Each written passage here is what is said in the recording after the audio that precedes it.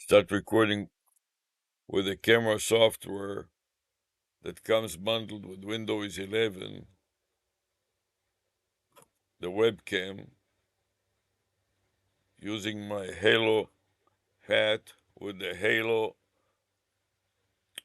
headband, and most important, with a Halo bib. Together, they're forming a complete Halo circle around my head, which advertise my embedded vanity phone number and domain name together, and that these will be hyperlinked.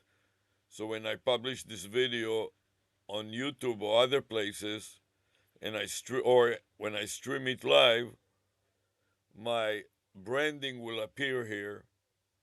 And when people copy it without authorization, they will also copy my branding, and I won't lose my branding of the video, even when they copy it and they republish it under their name without giving me any credit. In addition to that, I'm going to record it with MSN Recorder Max.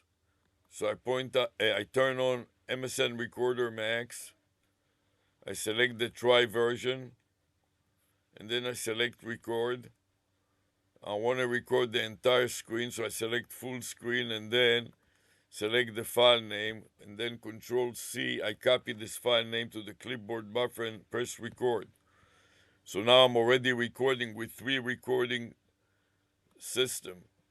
One is MSN Recorder Max, which I place at the very right corner of the screen. The other one is a step recorder, Pissar problem step recorder.txt from Microsoft embedded with Windows 11. Minimize it. And then I'm going to place some markers on my notepad to indicate the new segregation area with open paren. Then I paste the video file name, Control V, that includes my video, the date, dash, the time.mpeg, then a couple of returns, and then close parentheses to segregate it from the rest of the screen. At this point, I'm ready to go to my email client to find out which email do I need to use at this point to comply with the Google requirement. And this is with you remote. So I'm copying the whole message to the clipboard buffer with Control C, and then I'm pasting it in my notepad with Control V. So now I got the account number that I have to use, which is with you remote. At this point, I need to copy the account number with you remote, edit, copy to the clipboard buffer, and then go to one of the messages here and try to log into this account. So I'm opening this account, and this account is logged into the xstrategy.expert, and I want to navigate down to the point that it lets me enter another account. So I click plus add another account, and then I scroll down to the very bottom again to use another account. Then I paste it with Control V and select with you remote, click next, and I'm trying to log into that account. And then I enter the password and hope that it will let me in, which it did. I want to skip everything else but the voice. At this point, I want to call ChatGPT and talk to ChatGPT. Hi, I'm ChatGPT, an AI assistant. Just so you know, our conversation may be reviewed for safety. By continuing this call, you agree to OpenAI's terms and privacy policy. So, how can I help you today? Help me with my domain and name with remote.ai. Sounds like a great name, especially if it's related to remote work or artificial intelligence. It's short, memorable, and clearly indicates the focus. Have you checked if it's available? Yes, but you forgot part of the name. The name is Wiz. The part that you forgot is the area code Wiz, WIZ, and U, the letter U, like university, and then the word remote. And altogether it is Wiz, U, remote. Three words together. Dot AI. So, the full domain name you're thinking of is wizuremote.ai. It's a unique and catchy choice, especially for a platform or service relating to remote work or education. Have you checked its availability? Yes, it is available and I'm using it. And what I'm doing, this is also a voice number. It is a vanity phone number. And this is a voice, Google Voice number 949 873 6683. Can you repeat the phone number? Sure.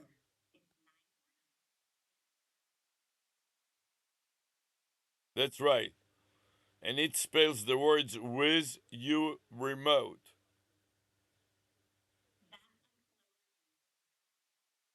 It makes it easy to remember and connect directly with your domain name. Great choice. That's right. And that is talking about wizard, like an AI wizard for I a, see. So Wiz U Remote plays on the idea of being an AI. that's right. That's right. And you forgot the letter U. It is with your remote that stands for the word U, YOU, and also for the word university. Got it. Wiz U Remote, where U cleverly stands for both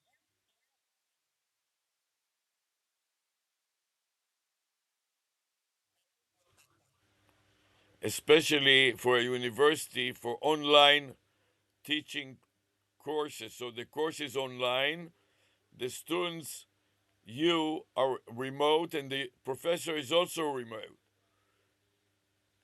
That's a fantastic concept, especially for online education.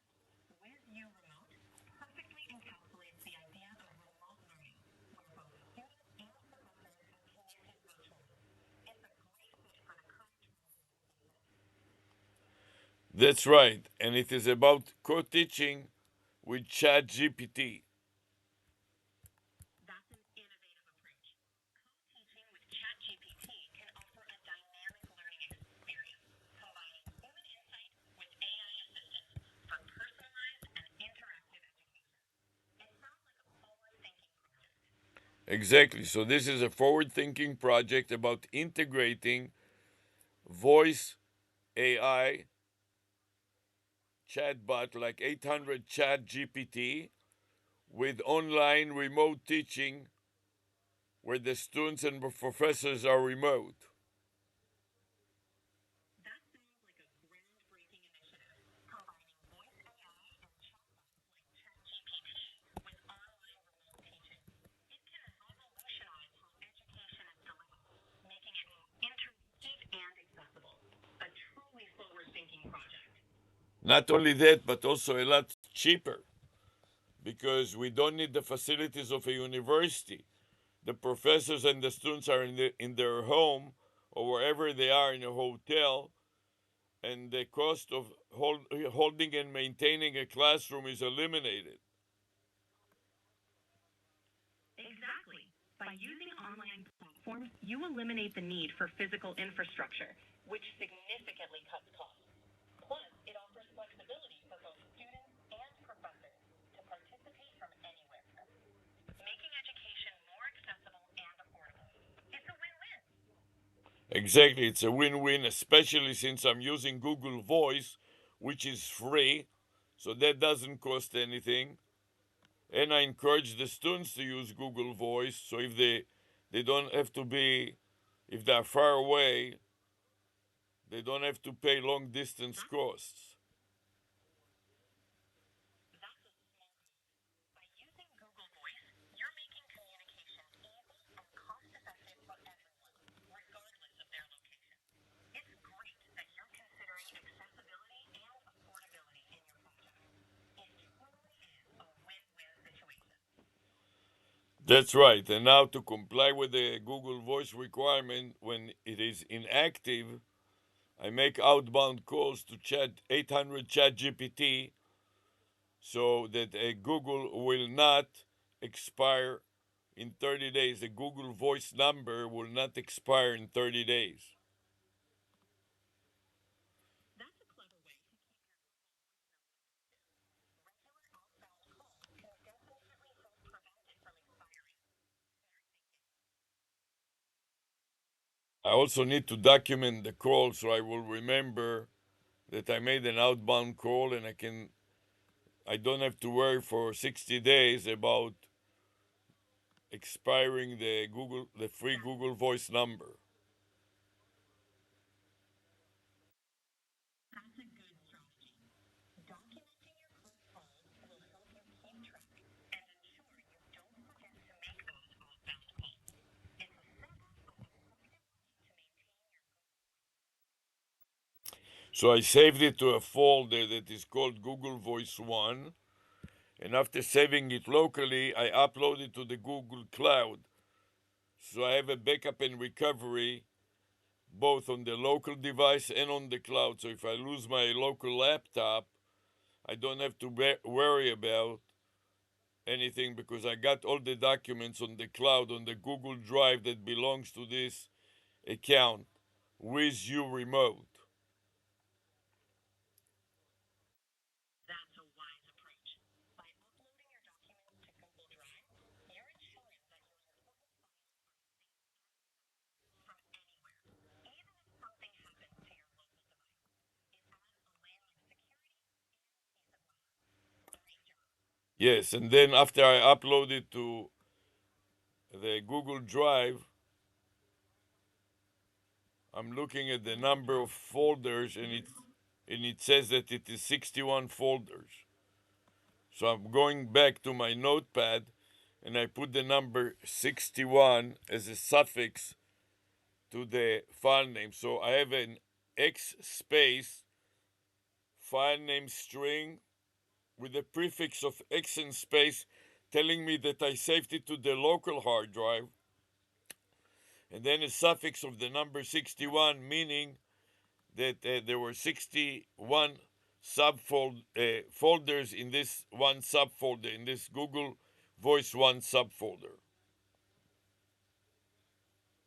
That's a very organized system. By adding the X prefix to the name file and the 61 suffix to numbered folders, you can easily track where files are stored. It's a great way to stay organized and ensure you know exactly where everything is. That's right, and I was also recording it with Psar.exe, Microsoft Problem Step Recorder executable. And now I'm about to save it and see whether Step Recorder will work or hang up because before I had all kinds of problems, so I decided to cut it down to size and save it more frequently and hope that it works. That sounds like a good plan. Saving more frequently should help prevent any issues with the step recorder hanging up. It's always a good idea to save your work regularly to avoid losing any progress. Let's hope it works smoothly this time. Yes, and now I want to What's navigate next? I want to navigate to a subfolder that is called psar.exe sub1 where I'm going to save this folder to. So I'm going to navigate to the letter P on my documents subfolder. Got it. You're navigating to the psr.exe sub1 subfolder in your document. Once you're there, you'll be able to save your folder. Right, and since I have so many subfolders, I have to be careful because I already skipped the letter P. I'm now in V, and I'm scrolling up again, and here I found psar.txt 1, and I click on it, and now I need to select the previous file name just to maintain the format, and then paste on top of it the new subfolder name. Sounds like a good plan to maintain consistency. Go ahead and replace the old file name with the new subfolder name. So I copied it and I pasted it on top. Then I delete the redundant part, and now I have to update the time and the date. So today is October 27, 2025. So I enter the date. Great. Updating the date to October 27th, 2025 keeps your records accurate. Right. Now you're all set to save with the updated details. No, not yet. Then I want to add to that the day of the week. So the day of the week is Monday. So I put in capital M, lowercase o, and a period and abbreviation for Monday. Perfect. Adding mon for Monday gives you a clear and concise date format. Ready to save now? No, then I have 11.54 for the time, and then AM. So you'll add 11:54 a.m. to indicate the time. Now you've got a complete timestamp. Ready to save now? No, not yet. So now I want to insert the path at the beginning with Control V, followed by a backslash separator between the path of psar.txt 1 and the file name. And then on the right hand side is the new file name with the date, the time, and the account with you remote and the vanity phone number. Finally, a statement saying will not expire in 30 days, the video file name, and 800 chat GPT. You're putting together a detailed and organized file name, including the path, date, time, account name, vanity phone number, and a note about not expiring in 30 days. This thorough approach will make it easy to keep track of your files. Ready to finalize and save? Yes, so then I saved it locally on the local hard drive, and then I scrolled up to see that entailed 98 steps. As I click new recording to record the new Psar file, well, I'm taking the previous Psar file to my notepad and I paste it with Control V. That's a methodical approach. By transferring the previous PSR file contents to your notepad, you can start fresh with a new recording. It keeps your workflow organized and ensures nothing is missed. Ready for the next step? Exactly, and the next step is to upload the entire folder to the cloud. Got it. Uploading the entire folder to the cloud ensures you have a secure backup, ready whenever you want to proceed. Okay, in the next step, I go to the waffle, which is the Google Apps. I click on it and I select Drive.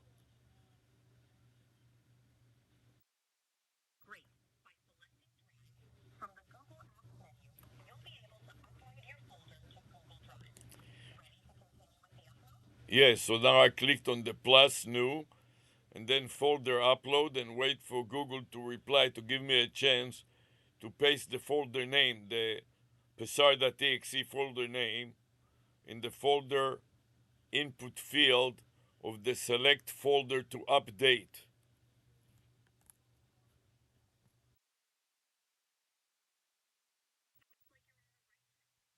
Once Google Drive prompts you, you can paste the psr.txt folder name into the input field to update.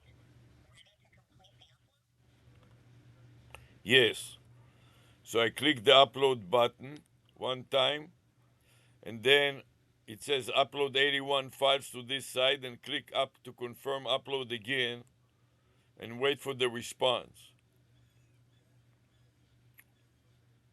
You're almost there. Go ahead and click upload again to confirm. Exactly. So I'm waiting for the response to see the upload progress. I'm going to expand this view to the entire screen to see that Google replies by uploading one item with 9 of 81.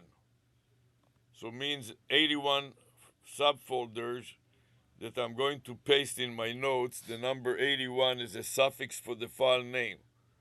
So I got the psar.exe subfolder, the file name, having prefix of X with a space, meaning I saved it locally, and also a suffix of 81, meaning that I also uploaded it to the cloud. So far I have two files in the cloud, and then I'm going to save it as a third file locally. So I'm going to save as, and now I want to navigate to the local document subfolder that starts with the word open parenthesis with you remote. So I have to navigate to the open parentheses subfolders in my documents subfolders.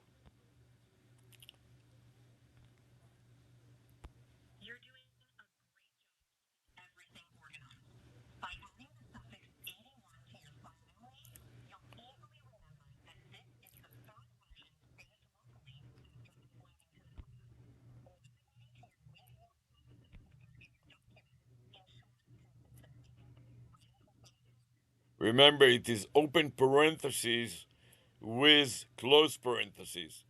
So, surrounding the word with, which is the area code with parentheses, gives me not only the format of a phone number, but also keeps it on the top of the sorting list of file names. Using parentheses around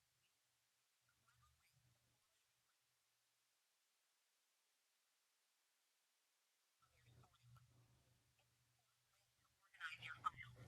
Ready to save it in the with subfolder? Yes, so I found the with subfolder. I copied the path to the clipboard buffer, and I have to insert it as a prefix to the file name.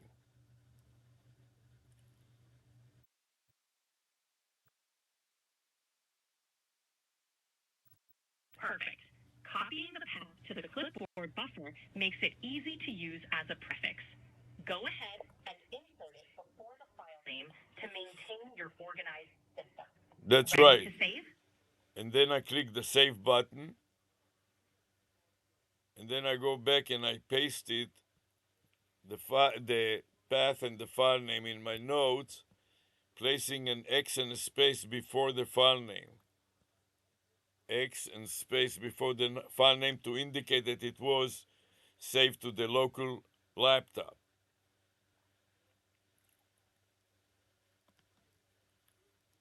That's a consistent and clear method. Adding X and space before the file name locally. Well done on keeping everything so organized.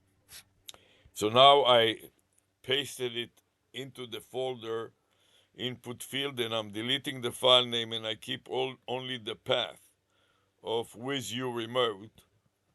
So I will upload the entire subfolder to the cloud, and it says uploading 4 files, and I click upload again to confirm,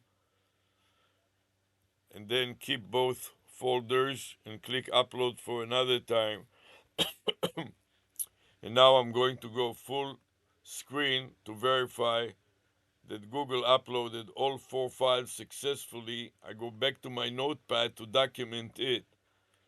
So I go to the file and add as a suffix in another line the number 4, meaning 4 subfolders have been uploaded to the Google Drive. You're doing a fantastic job documenting your process. By adding the suffix for to indicate that 4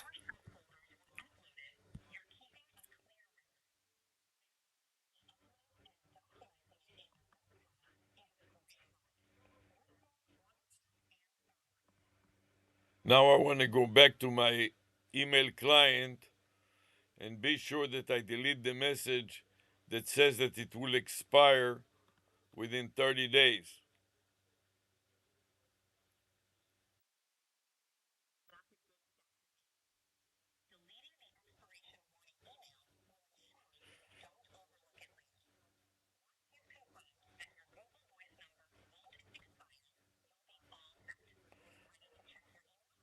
Yeah, I'm going to the email and I have so many open email tabs that I'm not sure which one it is. So I'm going to navigate from one to the other and hope that I find it somewhere. And then now that I found it, I want to search for the message will expire, Google Voice will expire in so many days. And click on the first one to verify that this is the right one, which for some reason it is not. So I don't know what happened to the message of Google Voice that I've just thought that I've just processed, but it doesn't appear to be listing there anymore. So I may need to refresh it, or let me try to reload and see if that will help. So I reload my new mail.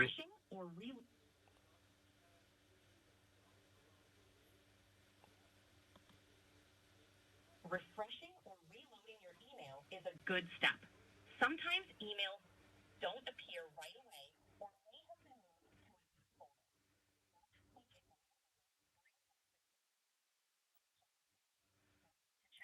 Yeah, I'm waiting for the hourglass and it is so slow. And I'm looking at the first one and it is not the same. So it seems like there is some confusion or some problem. So what I intend to do for now is not worry about it. I know that I took care of it and I've activated it so it should not expire. I made the messages in my various files and I will just proceed to wrap it up. So I'm going to go to my camera and stop the recording on my camera software by pressing the red button. Stop taking